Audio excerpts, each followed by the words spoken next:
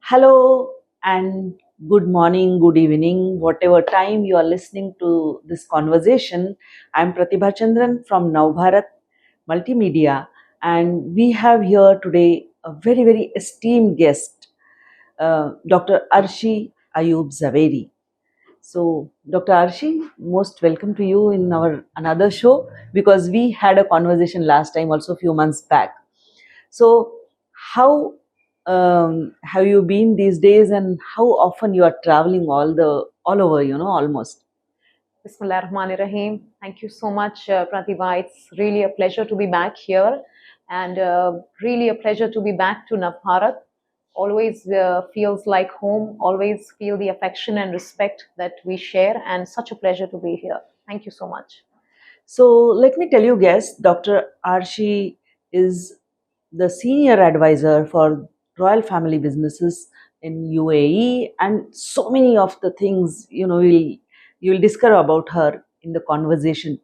Uh, so the bond between India and UAE has really gradually growing for too many positive things.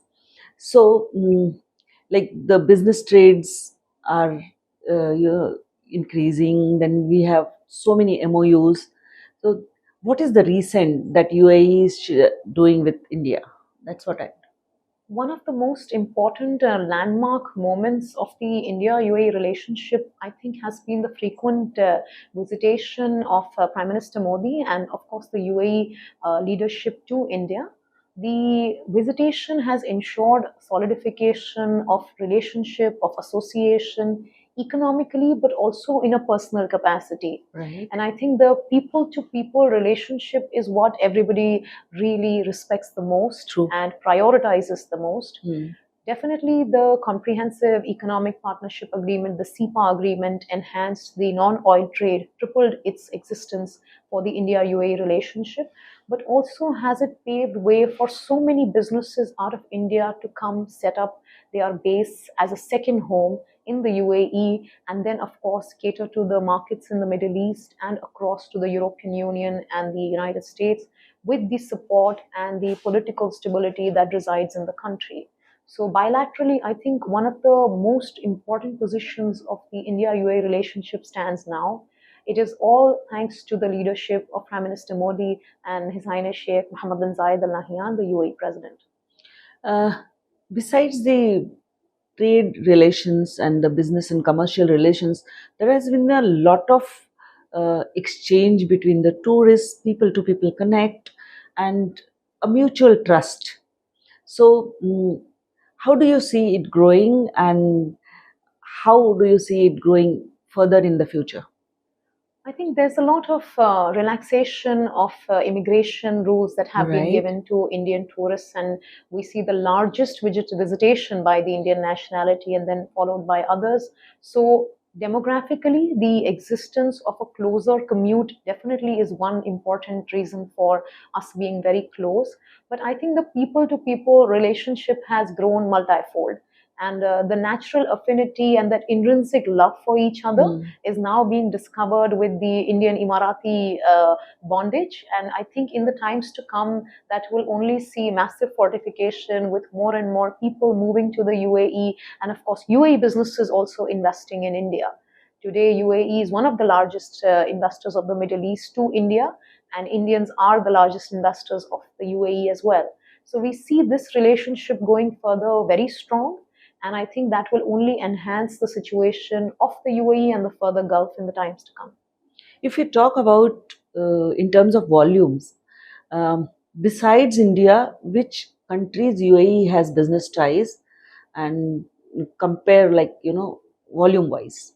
I think the natural and the most largest definitely have to be in your vicinity. So Asia is one of the largest trading partners of the UAE, and of course we share a fantastic close relationship with the West as well. So being at the crossroads of the East and West give you that incredible ability to communicate between the both and really serve as a springboard for businesses to be able to move. So Asia and European Union and the United States are very close partners. But of course, this region now is witnessing a massive surge with Russia, India, and the BRICS Association very recently, that is a very integral part of the global political landscape. And the Middle East intervention with His Highness the UAE President and, of course, Prime Minister Modi, along with the BRICS nations, is another landmark moment for enhancing trade relationships. So, the totality, I think, of the BRICS region and the further Middle East is an important trading partner in terms of volume. And which segment and which sector do you feel that it's very fastest growing, and probably there are possibilities of more ties, more MOUs? So segment wise, I would like to know from you.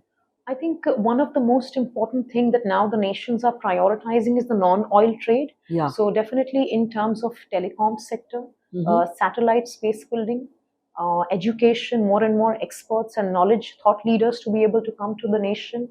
Healthcare has a very massive opportunities, and there are many individuals from the healthcare industry that are migrating to the country. And finally, I also believe in the tourism sector. There is Right. much to explore, there is much to do, and there is so much of innovation and creativity that can be amplified in the tourism sector as well between the two nations. So if one wants to visit UAE, what top 10 places probably you would suggest that anybody should go and see and watch? Anywhere in the UAE, if any Indian wants to come and Right. visit, they will feel loved and they will feel home in the entirety of the UAE.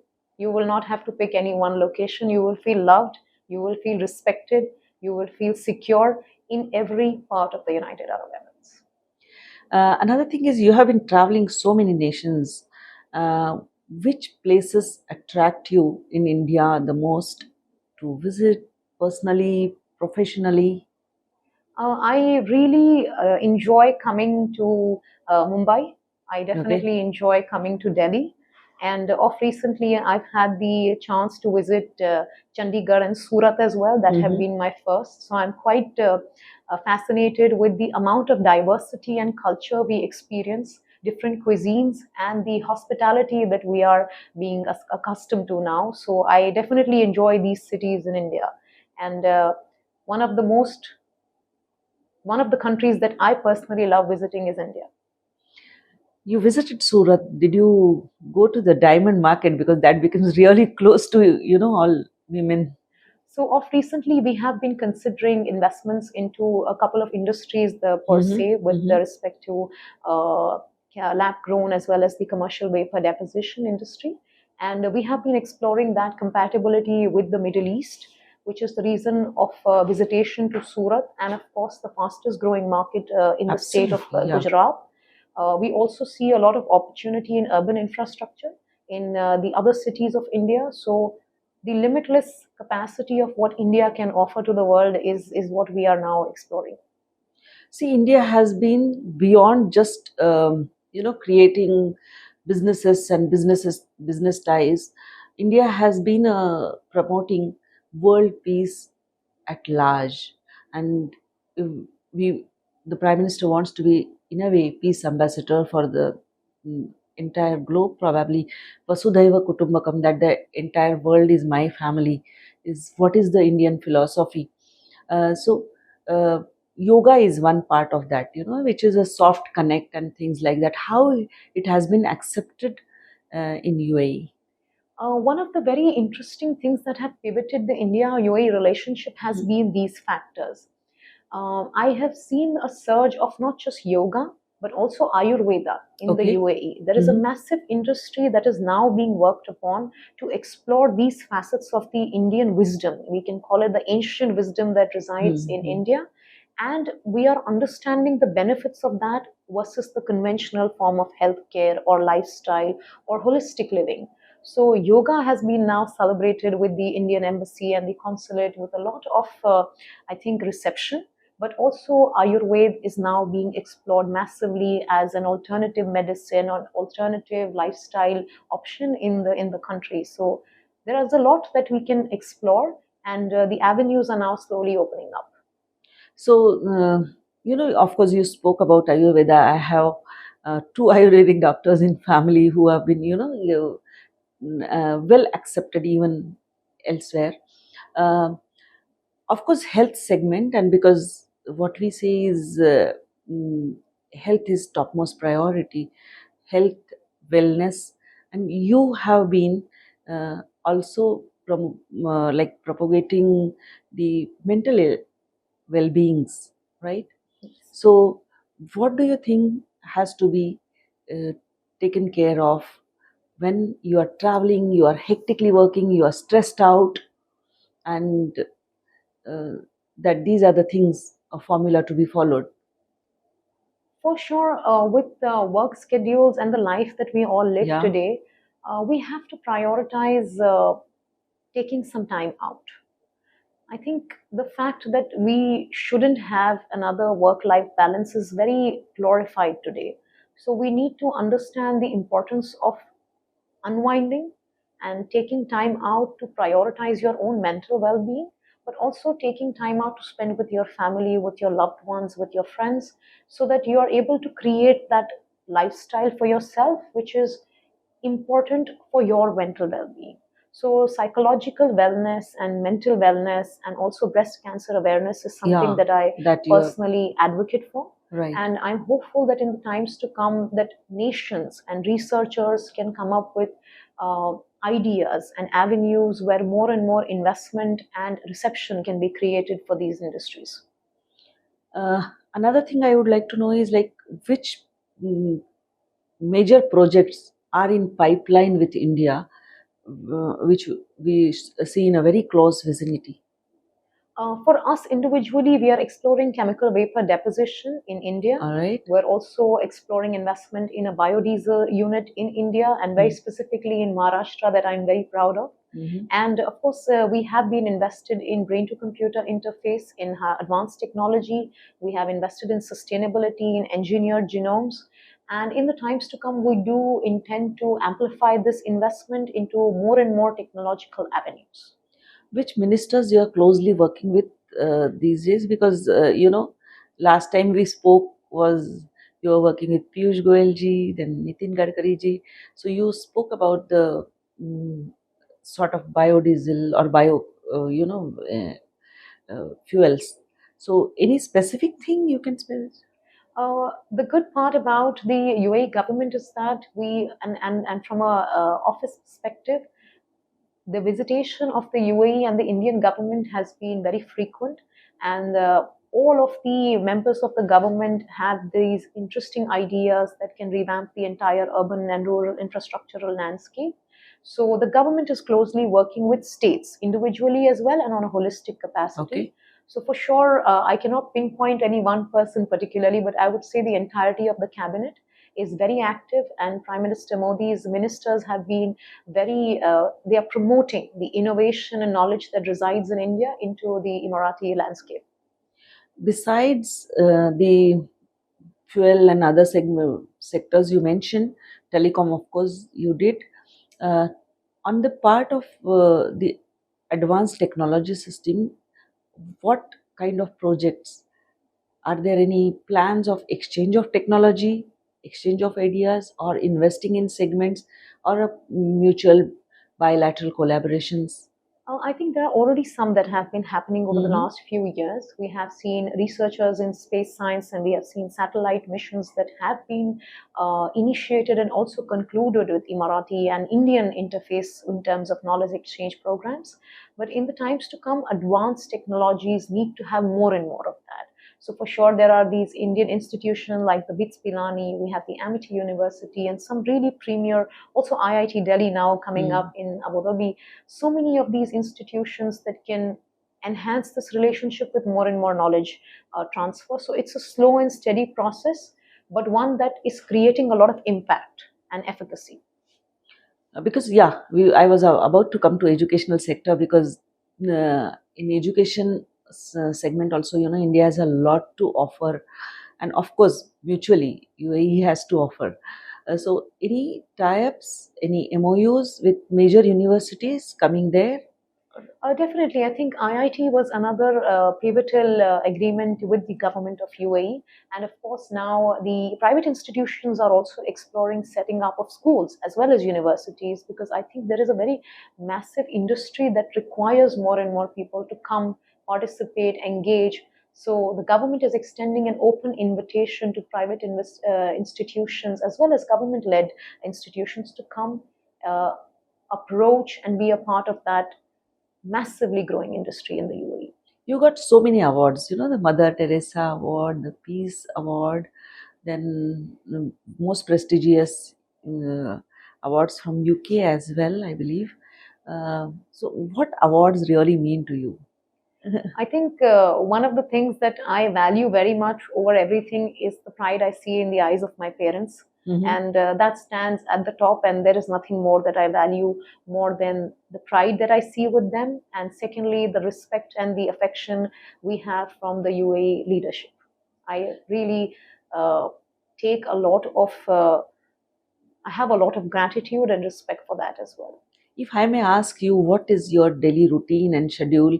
Because traveling takes a toll on health many a times because you have erratic schedules, you have so many things to match, then the climate change, the food change, everything. How do you maintain all of that? In terms of a lifestyle, I thankfully I enjoy a very simple lifestyle. I'm not Mm. somebody who has a very extensive lifestyle. Apart from the work schedule, I make sure to just take some time out and have a little bit of physical exercise to be able to do this for my mental well-being more than the physical. And I believe in moderate food and not too much of a very elaborate lifestyle, contrary to what people would think I am living. But it's a very simple lifestyle, and it is consistency. I maintain consistency in my personal life as well as professional life just to make sure that everything is fine. Because any kind of sudden changes in travel schedule or anything have to be taken with a lot of wisdom and a lot of patience.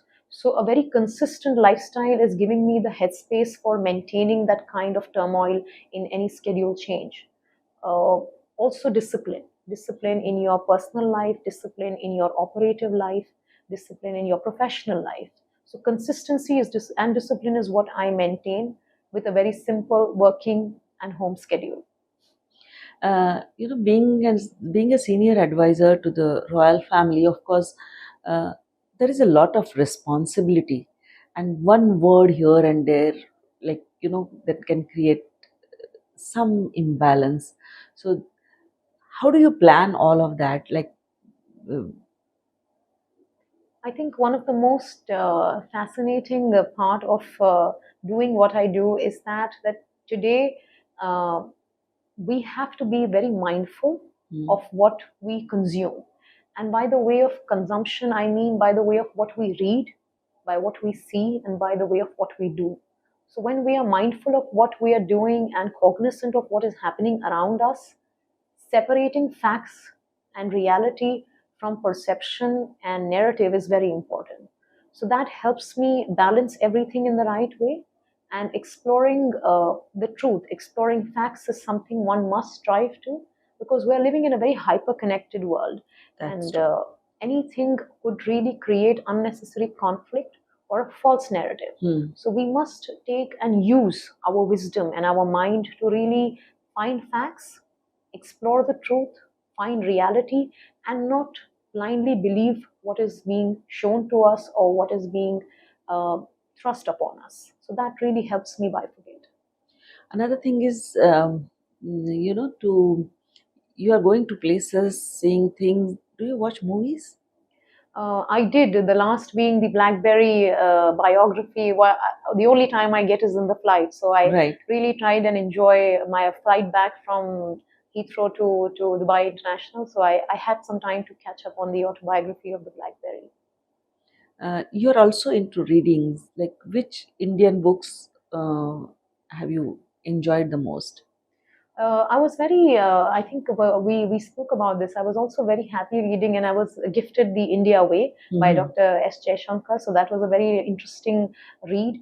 And after that, I have just been listening to a lot of books, listening to the audio podcasts of certain books and some certain Indian entrepreneurs who had shared their biography books with me. I would not name them so that they don't feel uncomfortable, but interesting work life and the fact how they navigate the Indian sphere in the business space, but also that keeps intertwining with the political space. That's So right. it's very interesting to see and hear their journey.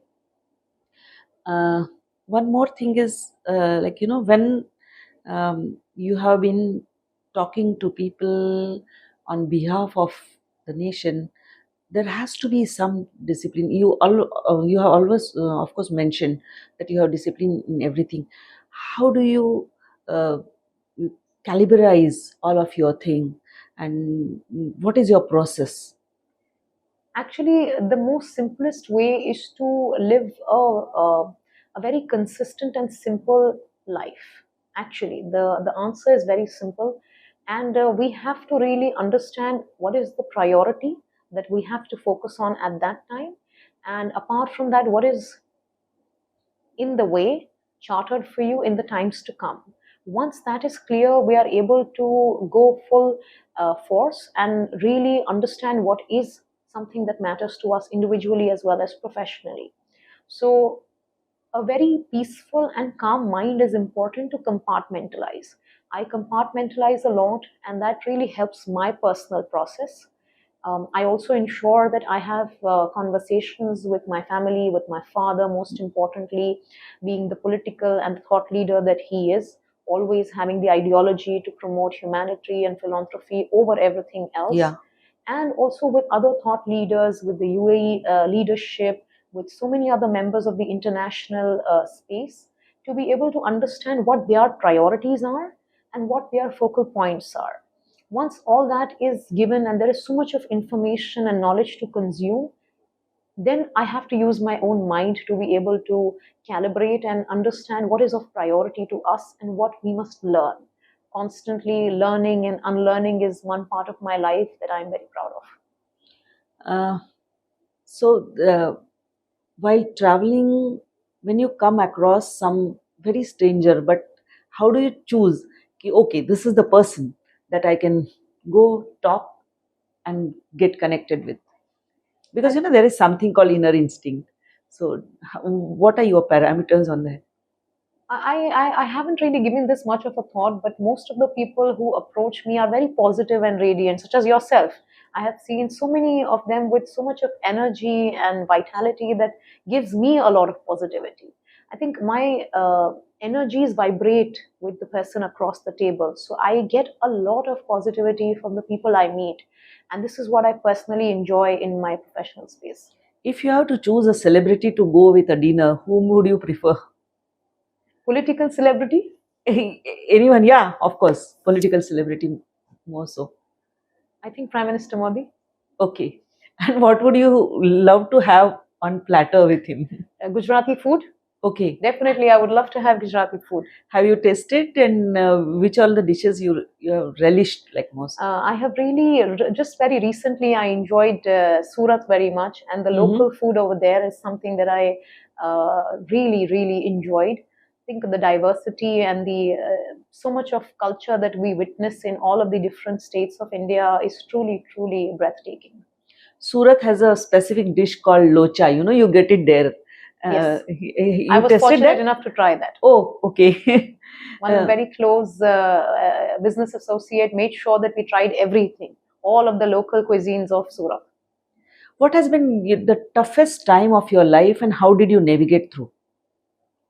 I think any health related adversity in family is something that makes life Hmm. extremely tough. Professionally, there is nothing called as tough. There may be challenges, but Yeah, you absolutely. must Yeah. know how to navigate through challenges. You can deal with everything in your professional life. Trust you me when I say that. Hmm. But when there is personal turmoil in family or members of your family, I think that really takes the spirit of people. But my family, fortunately, is always very positive. They make sure that none of the problems burden us, Hmm. and they always ensure that any adversities may be kept to themselves. They are very concerned about ensuring that everybody's mental wellness is most prioritized. But yes, I think personal turmoil can really be one of the toughest times of anybody's life. Where do you see yourself 5 years down the line, professionally, personally? What are your goals?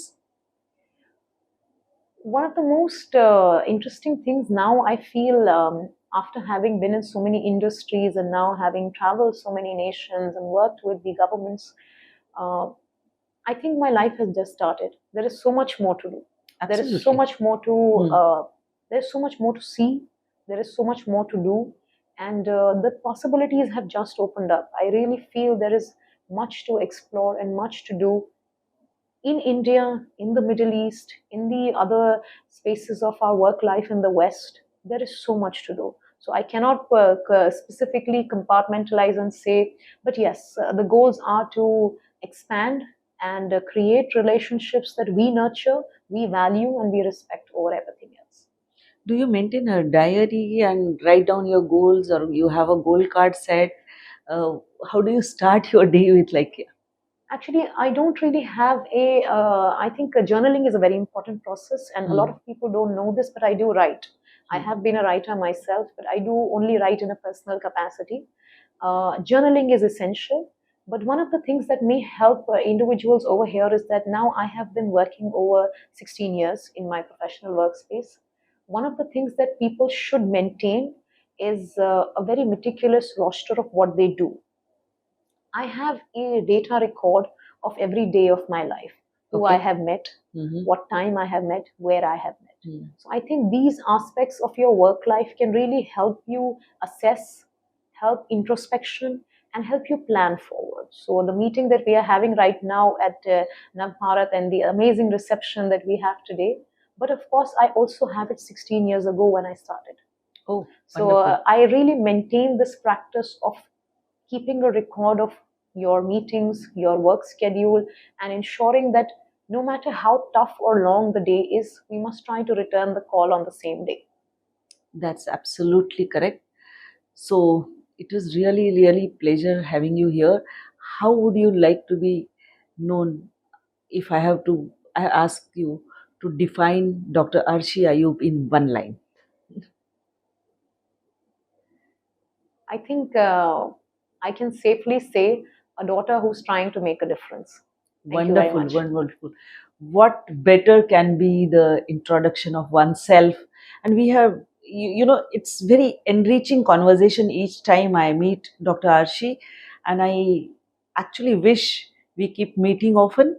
And the destiny gives us opportunities, professional opportunities, everything. So, uh, dear guests who are listening to this podcast, I would like you to comment what is your takeaway from this conversation. If at all there are any suggestions and your comments, please, they are most welcome.